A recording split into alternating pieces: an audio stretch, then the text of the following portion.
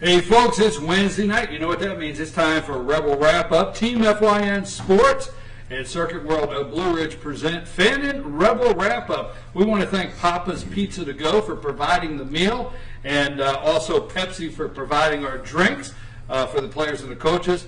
And thank all of our Team FYN Sports sponsors.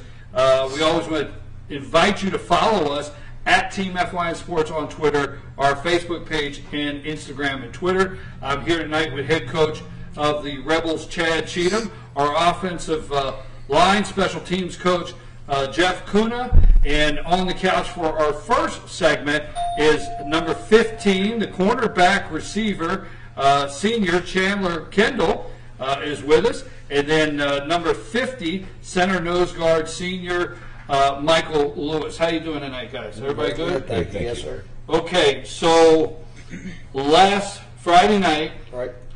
and I think we talked about it last week right here on this couch. The Ramblers are a 4A school. Sure. And they play in a good division. They do. Now, for years, they always show up at the bottom. But if you look at it, you know, Coach, how to look at that. Absolutely. It doesn't mean they're a bad team because they're in a good division. I mean, I think when you're in playing Calhoun and guys of that caliber, you play some pretty good competition every week. Now, Lafayette, when we talked about it last week, they were gonna have a couple skill players on the field. That's right. And but let me ask you, you came off a win with Gilmer, but did this game here at the right time, non-region, open some things up for you guys to really look at, to work at, getting ready for region play? Because a little bit of everything happened Friday. Sure, no doubt. The biggest thing is you give credit where credit's due. Lafayette did a great job, and they were athletic. We knew that. They were mature. They had get guys on the field that had played for several years, and we knew that going in. And I told the kids beforehand that the team that makes fewest mistakes is going to win the football game. And basically it came down to that. We made more mistakes than they did. We fumbled the ball. We had more penalties, more turnovers, et cetera, et cetera. And I told them, yesterday I think it was, I own that. That's me. That comes from me at the top. I got to do a better job of helping them to be successful by protecting the football, by not being penalized and things like that. Which bad things when we lost Mason as our center, which Michael did an outstanding job coming in. He was our left guard. We game planned all week for him. All of a sudden, he's now at center. We've got a new left guard in, and we're trying to still do the same things that we were working throughout the week. And he just did an outstanding job of stepping in right there. So there were a lot of negatives as far as penalties, turnovers, costly things, red zone type stuff where we didn't finish like we talked about the week before. We're still not there. But from the other standpoint, we played a lot of bodies, and some guys like Chandler and Michael and Kat and Jackson really stepped up to the plate in a tough game where we could have easily just said, hey, it's 21-6, we're just going to stop playing. And everything's going against us right now. But we didn't, and we kept fighting. And I think that's one of the biggest things. We can clean up the penalties. We can clean up the turnovers. What you can't clean up is somebody that just quits and gives in. And these guys didn't do it. So the things the other night, there are things that can be corrected. Absolutely. Corrected. And again, it starts with me. And I will say this. I got to agree with you. Watching football, I was on the sideline every Friday night, and I always watch. And it bothers me to see that team that gives up. If you get penalties, missed assignments, turnover the ball, things like these are things that can be corrected. Sure. But giving up on the game, that's different. Well, I think that's the thing going into region play, like you talked about, and we've got 2 more games before we do that. We've got Union and Chesapeake, 2 very good football teams, and it's going to be a battle every week. That's only going to make us better when we open with Cherokee Bluff and then East Hall, right, and then Lumpkin, and we're fighting for that playoff berth.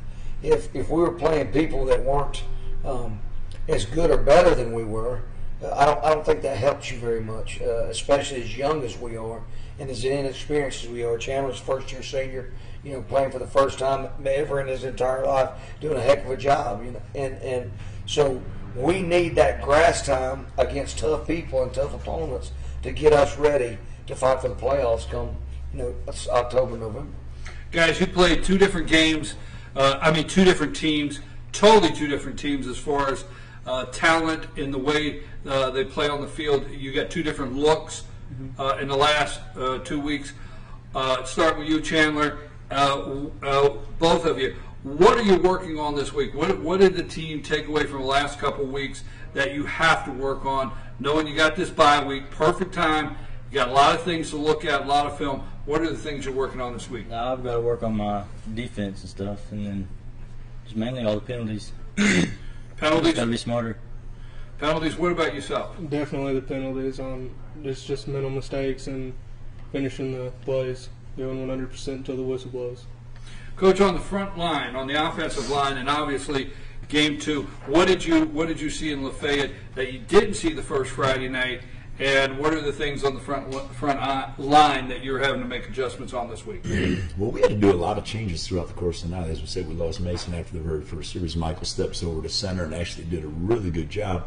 We put our backup left guard, and he winds up getting hurt in the second quarter. So then we're on our third string left guard.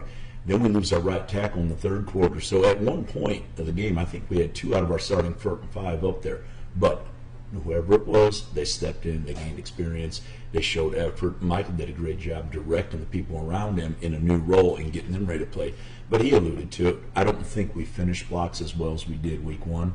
And that was something we looked at the film on Monday. We talked about, and what we're striving for this week is it's not that 1 second, 2 seconds. It's finishing the block, staying on it until the whistle blows, just completing the play. And, we did a good job week 1. Maybe we took a little bit of a step back, but also give a lot of effort to Lafayette. They're a better football team than Gilmer was. They played a lot harder. They were faster on defense. They were better up front. So we have to elevate our play each and every week as the opponent does. Let me double down on what he said, because I agree 100%. You got to look at two different teams to Sure. the speed. Absolutely. So your guys have come off a game, and that's what they see for speed and their competition. And then they get up on some people that get behind them in the secondary, Sure. air the ball out, Right. spread it out. What are some of the takeaways on that this week, Coach, that you got to prepare them for a different level of competition? Well, I think the biggest thing for us this week is to go back, and what we've done is try to put our practices where they're already in a tough position when they get to that team time and those coverage times and those times where they've got to make blocks. I'm not we don't run sprints and things like that. Everything we do conditioning-wise is basically pursuit drills, football-related type stuff. And then what we try to do is right after that go into a time where we put the pressure on them, where we do work the long ball, when they're tired, because a lot of times they haven't seen that speed, they come out, they see it, they're in game shot, we're not ready for it, but it's just a thing about you got to put the pressure on them in practice to get better and to play when they're tired and to expect the unexpected. And things don't always go your way. The team that makes a few mistakes win. If the first breaks of the game go against you, you gotta change the breaks. And unfortunately, we didn't necessarily change the breaks, but we hung in, fought, and gave ourselves a chance. And we're going to build on that. In the locker room after the game, it wasn't a situation where I went in there and it was positive. I felt as bad as I felt about losing, which I hate. Just ask my wife. Because I've been in seclusion all weekend, but there are a lot of positive things that we could praise. Michael I don't Lewis. mean to interrupt you. You got a son? Yes, I have two. Yes, sir. Because I remember the days when I used to say, son, it's probably best you ride home with your mama. Did I get that right? It's been one of those. So I didn't mean to interrupt you, Coach. No, it's been about 5 of those days. Yeah, I remember these days when I used to say, son, I think you might want to ride home with your mama. Well, I hadn't been to his rec practice this week, if that tells you anything, because he'd rather ride with mom than dad. Okay. But I didn't mean to interrupt you. No, that's okay. That's fine. Yeah, you took me back a little bit. But going back to saying that, I'm man enough to know, and I've been in it long enough to understand that those small things and fixable things come directly from me. I was hired to do a job, and I failed in my job to prepare us the best we could and to get us in a situation where we didn't make penalties. I got to clean my act up, and I got to get better every single day. Guys, do you feel after 2 games that, when you talk about the penalties and seeing two different teams as far as how the difference in the two teams. Do you feel like you're just right there getting some things moving on offense? Because it seems like you do get some offense going, and then some penalty or something, and you just can't get that offense moving like you want to. Are you seeing that getting ready to come through at this time? Yeah, offense and defense is working pretty good. It's just the penalties that keep taking us back. Penalties. You had to shift over in the middle of the game. How many different positions have you had to play? That game, I played 4 different positions, and I've played anything they want me to play. Because that is one of the challenges when you're talking about 3A football in smaller high schools, is having to be able to make adjustments and put people in. And Jeff did a good job, and he alluded to it earlier. Jeff did a great job for us up front offensively, putting guys in certain situations. Have the confidence in Michael and have the confidence in Sam, and after Sam went down, putting Mason in, and then Chris, our offense coordinator, keeping things simple enough where we could actually execute with lesser, I wouldn't say lesser players, but backup guys, and still score points. And I'm proud of Jeff. I'm proud of Chris, our offense coordinator, for that. They did a heck of a job. When everything could have gone south, those guys kept us in the ball game, and guys like Michael and Chan did the same thing. Guys, I want to ask you a question before we close. I didn't do this last week, but I do this every show. I'm going to start this week with it. When you showed up at practice after Friday night's game, the next practice you showed up at Chandler, what did you say you could do better? What did you challenge yourself to work on for you when you showed up at practice? I challenged myself to be better on offense and do everything I could to up my game on defense. What about you? When you showed up that next day for practice, what did you say? And the reason I say that is it's a team sport, obviously. You play as a team, but as an individual, when you get home, to me, no matter when, no matter how big the win is, and no matter what a great game you think you had, to me, you show up the next day saying, this is what I can work on, and I challenge myself to it. What about you the next day? I just knew I had to get my head right and start working harder on defense and trying to become more of a leader and help everybody to help us become a successful team. Well, guys, you do have a great team, and you got plenty of time to work on things, and it's good that you have an off week at an opportune time and a lot of film to look at stuff. We're going to take a brief break. I'm your host, VKP. You're watching Rebel Wrap Up right here at Circuit World in Blue Ridge. We're going to take a break. We come back, we're going to have 2 more Fan and Rebels on the couch.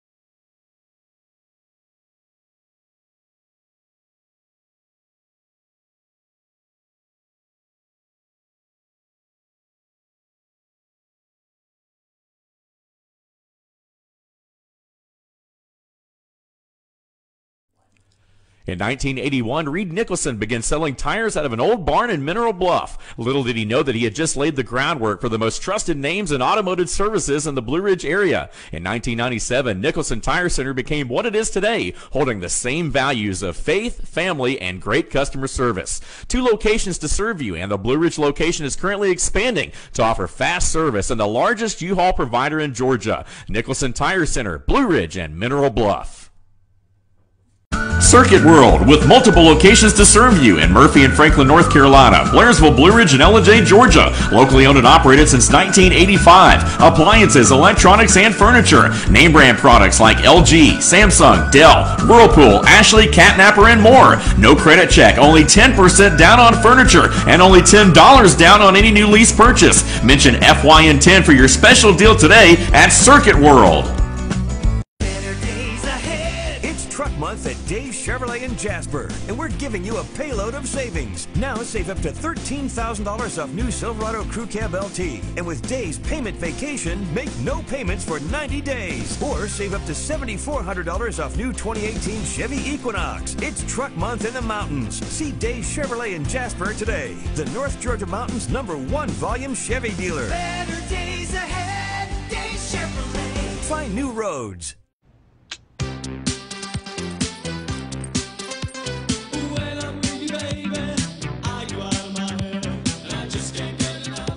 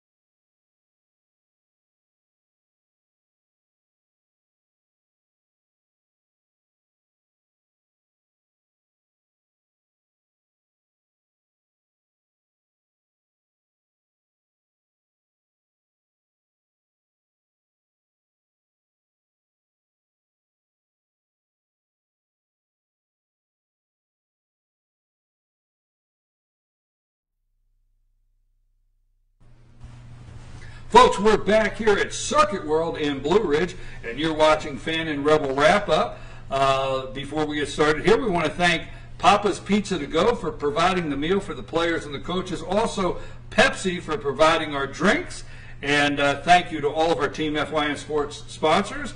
We're here with head coach Chad Cheatham of the Rebels, offensive line coach and special teams coach Jeff Kuna. Now joining us on the couch for our second half of the show, number 26, outside linebacker, junior Jackson Weeks, and number 89, wide receiver, senior Evan Catron. Before we get started, I didn't say this earlier, but I like to let you know out there, this is Region 3A, Region 7 football, and that includes North Hall, Dawson County, Lumpkin County, Greater Atlanta Christian, Cherokee Bluff. That's a new one in there this year. Cherokee Bluff in the region, and East Hall.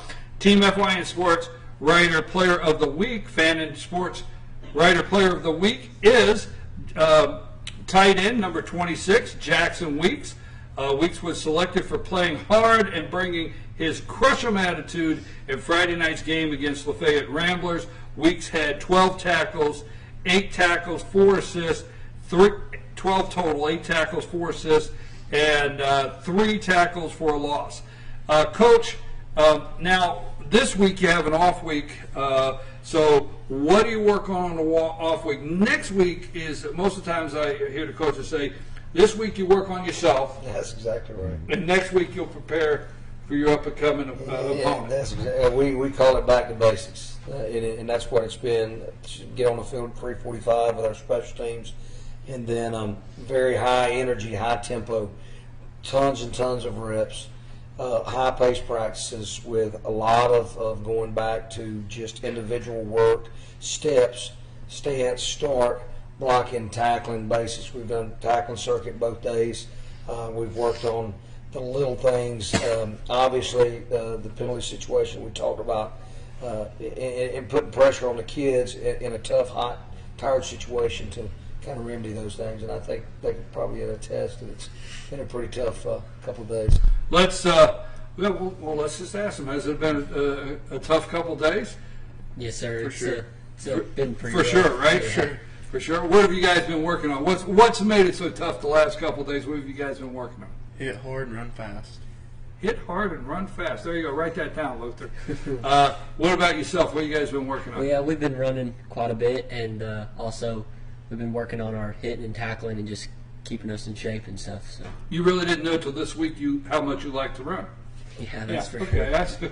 I see where you're going with that. But, Coach, realistically, when you look at the beginning of the season and getting ready for region play, which we talk about here, there's 2 more games and then it is region play. Mm-hmm. So, the 2 teams that you faced off with so far actually give you what you need to focus for the Panthers. So talk about what you do. Even though the Rebels are not home Friday night, but the following week they'll be heading up to Union to play the Panthers. And so talk about what you're coming up against playing them in 2 weeks. Well, you know this, and Brian and I have been battling, I said that since the mid-'90s, and he does an outstanding job, Union always has, but they're a lot like Lafayette in the fact that they're a very big screen team to the edge. His son does a great job at quarterback at distributing the ball. They don't throw a lot of stuff vertical, doesn't mean they can't, but a lot of their stuff goes to the edges. They've got a good back in 24 that runs on downhill and runs under on the buck and the power counter power play. But so that helped us with Lafayette because that's the kind of stuff that they were doing. They threw a lot of tunnels and bubbles and things to the edge. Then they had that power back running up inside to help us, and they had a really good quarterback like 17 from Union. And then on the other aspect, you play a Gilmer team who's more a power football, which helps you to get in your goal line packages and your heavy defensive packages and prepare not only for a team that's going to spread it out, but what if they do bring it in and start running between the tackles? I think it was the best of both worlds for us. Coach, let me ask you something. At this point in the offensive line, what are some of the things, because I say it week in, week out, every show I do, I talk to the offensive guys that, to me, until that front is clicking and things are moving and they're hitting their steps, that makes the whole offense click for me. I'm big on that offensive line. And Coach even said it to me day one when he came in the spring is, the offensive line, we've got to have people up there. We're no good without them. And I think every football coach knows that. We come into the season, the Kahula Creek scrimmage, we weren't very good at all. We saw a lot of things. We were confused. We got a lot better against Gilmore. Now, we saw some things in a little bit better defensive front last week against Lafayette. We may not have graded out as high, but we got better as a unit, and we played 8 to 9 different players on that. Now, this week against Union, they've got a very good defensive line, and, their offensive line's pretty good too. So both of our lines, we need to up the ante. We need to work harder over the next 2 weeks to get ready for them. And it's going to be like that throughout the course of the season. We can never settle with what we've done the week before. Each week there's going to be another formidable foe in front of us. Let me ask you this, Jackson, outside linebacker. First game of the season, you did not see the offensive speed come at you in the defense. You guys did a great job. You kept your opponent off the scoreboard, but you didn't see the speed come at you. This past week, like Coach said, and already by playing the game, Lafayette had some speed. They came after you. You had to step it up a little bit. Are you guys in the defense working on how to handle a team that's got some speed? Because you guys are doing a great job on defense. I'll look at your tackle. You're tackling people. You're getting to the ball. You're getting hats on the ball. But now you're starting to see some speed in there. So what are you guys working on this week, and how do you feel the defense is coming along? I think it's coming along good. I think we have the talent to handle the speed. It's just we haven't really seen the speed until this week. So that kind of gave us something to look forward to. I guess the only way I know to say it, did that kind of wake you up a little bit? Yeah. Did it? Definitely. Definitely. Okay, we'll go with that. Wide receiver. How about working out, getting some, getting passes from your quarterback as a wide receiver? Do you see the offense starting to come along in timing? The offensive line, I'm talking about the timing, but then when you get out and you get the specialty players on the outside, you got to get your timing down. How's that coming along? Yes, sir. We've been practicing a lot, running routes, catching balls, and we also have to block outside too. So we've been working on that too. But this past week's been a real eye-opener because we passed the ball a lot more in the past games. So. Well, I think it's important that you accept that it was an eye-opener and wake-up call, and now is the time when you get it and you got the time to work on it. So what are some of the things that you have been working on this week as far as the game film that you see, the corrections that you see the defense is having to make? When you say it was an eye-opener for everybody as a unit, and what are some of the things you guys are working on? We've been working on the speed. Totally. Let me ask you this, because I don't want to leave. I asked all the players this. When you left Friday night and you showed up at the practice the next day, or the next time you were at practice, what did you say you wanted to work on? You wanted to get better at? I personally wanted to work on catching the ball because I didn't do too well at that in the game Friday. But as a team, we got to be prepared to, like in the game Friday, people getting hurt. You got to be ready to get in. And so we've been working on that, but I personally need to block better and catch better. Okay, what about yourself? What do you think? What did you show up and say, I need to focus on personally and I need to work on? I think it was having the mentality of not giving up. Like when it gets tough, don't let down. Well, guys, I like what Coach says is everything that has happened, good or bad, the things can be corrected. But when you have a team that doesn't play all 4 quarters, that's much more difficult, and you guys are playing your heart out all 4 quarters. Coach, some of the things that these guys have talked about, elaborate on some of the things that you made changes this week, or did you see any positions you needed to make some changes in, or have you made any adjustments? Not really. Obviously, without Mason there, Michael's had to play a lot of roles, as we talked about earlier. Offensive line, we've had to move some bodies around, and Jeff has done a good job with that. Defensively, going back, and we spent a lot of time open field tackling, which one we know we weren't very good at last week, and then we're going to have to really be good at when we go to Blairsville, because we know they're going to the edge with the quick screens and tunnels. We're going to have to tackle in traffic. We're going to have to break down. and do those things. We can't get beat deep in the secondary. We gave up 3 big balls that really hurt us. We gave up the scissor route on their sideline when our safety jumped over on the other, and then we gave up 2 on our sideline, deep balls.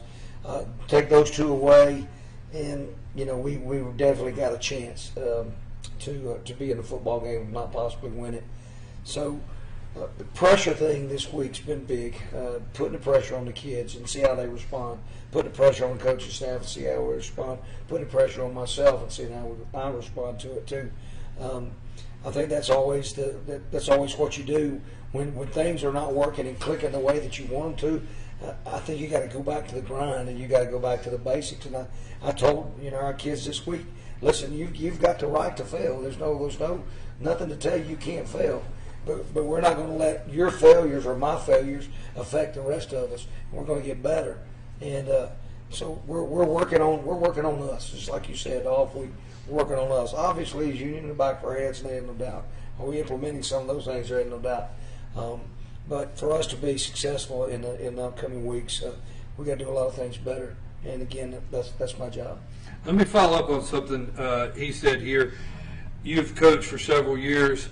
And you've had teams in the past. There's been teams in the past where you have a tough Friday night. Mm-hmm. You show up Saturday morning or whenever, and you got the team together, and you start going over, and you have a team that doesn't recognize what happened Friday night, and that makes it much more difficult. Absolutely. When I heard him say it was a wake-up call, the team recognized this Friday night. You feel good they recognized Friday night, the things that happened, Absolutely. and the things that have to be worked on. Here's the thing.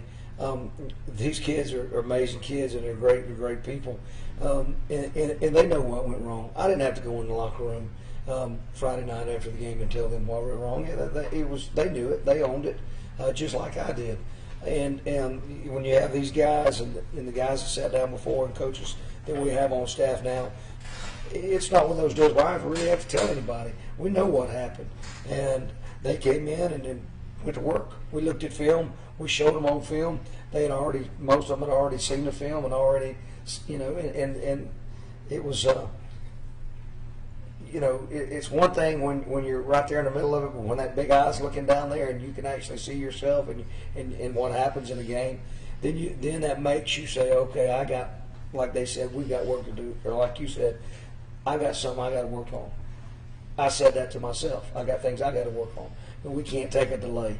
We can't get penalties in the red zone. And so we spent our time this week on those things, and hopefully that will pay big dividends when we get to region play. And there's several phases of the season. We're not necessarily in preseason, but we're also not in region play yet. We're very fortunate we have 4 games until we open up. And those are you can do 2 things at this point. You can either get better or you can get better and learn from it and get ready for the bluff and get ready for East Home. Right. And our kids have responded this week because we put the pressure on them. We put the pressure on our coaches, and they've responded. That's what makes me most proud, is that they positively responded to me putting them in a tough environment, in tough situations, putting them in negative situations on the field in practice, and making them create a positive situation. And I think that's how we learn. I think that's how we learn. If everything always goes good, you know how it is. That's not true. That's not true to life. That's not true to the field. We have to understand and we have to realize that loss is going to come and failure is going to come. It's how we respond to that that's going to make us who we are as a team. It's going to make us who we are as people when things in life go bad. That's what we're talking to the kids about this week. Well, you got this week and next week comes at a good time to have time to work on things. So let me ask you, between now and the September Friday night game up in Union, do you look for everybody to be healthy? Or any of the injuries still some decisions? There's some decision. Miles took a step on the foot yesterday, and he's kind of iffy right now. Mason didn't have a fracture, but he's got a grade 2 high ankle sprain. That one's big, obviously, for us. We've got some guys that are just kind of beat up, banged up, and a couple of concussion guys that maybe on some concussion protocol. So we take off Friday. We'll go watch, Union and Towns, and some of the other guys will go watch North Hall and Cherokee, and some of those other guys. But we're going to take off 3 days and come back Monday morning at 8:30 and see how we are and where we're at and how we have to go. So next week is decision time on some of the guys as far as being available next Friday night. Right. Well, guys, I appreciate it. Thank you very much. All right, have a good week. Don't run too much. All right? Okay, there you go. Coach, thank you very much. Hey, I enjoy this every Wednesday night. Rebel wrap-up with head coach here, Chad Cheatham. We want to thank our offensive line, special teams coach, Jeff Kuna, for being with us. Again, our players, Chandler Kendall, Jackson Weeks, Michael Lewis, and Evan Catron. Don't forget the not this Friday night, but the following Friday night, the Rebels will be traveling up to take on the Union Panthers. We want to thank Circuit World, and we want to thank Papa's Pizza to Go for our meal, Pepsi for providing the drinks. Don't forget, follow us on Friday night at Team FYN Sports and our Facebook page, Instagram, and Twitter. Follow us there. And Monday, not this coming Monday because it's a holiday, will not be a live broadcast. But don't forget, Mondays at 10 a.m. on FYNTV.com. FYNTV.com. Dave Garner with Instant Replay. Again, thank you very much. Rebel wrap up. We're out of here. Luther, take us out.